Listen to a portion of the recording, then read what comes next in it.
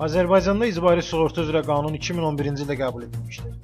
Bu qanun özlüyündə 4 icbari sığorta növünü birləşdirir ki, bunlardan ən geniş yayılmışı nəqliyyat vasitəsi sahiblərinin mülki məsuliyyətinin icbari sığortasıdır. Sığorta üzrə ekspert Mustafa Abbasbəyli bu ilin ilk 9 ayında 700 min avtomobilin icbari sığorta qeydiyyatından keçdiyini bildirdi. Ekspert həmçinin yaxın günlərdə icbari sığorta qaydalarında ediləcək yeni dəyişikliklərdən də danışdı. Onlayn sığorta çəkisindən bağlı məlumat verin və ayrı instansiyanın çəkisi olacaq.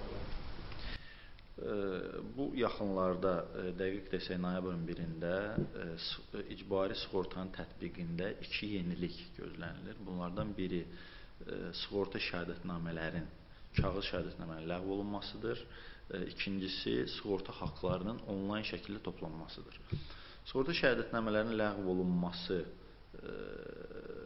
məqsədi ondadır ki, birincisi sığorta prosesini sadələşdirməkdir.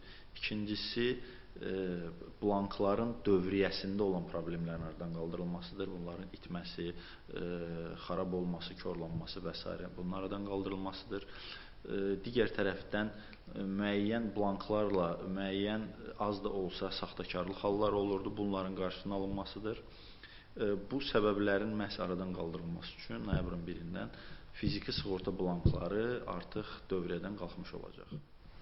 Bundan necə istifadə yararlanacaqlar?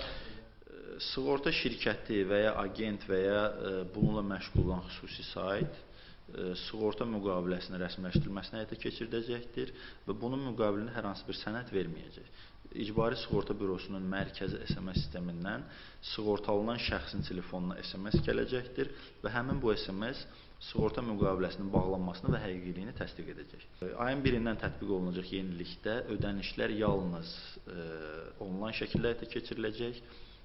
Ödəniş müəyyən ödəniş sistemləri vasitəsilə İcbari Sığorta Bürosunda göründüyü an sığorta müqaviləsi qüvvəyə minmiş hesab ediləcək.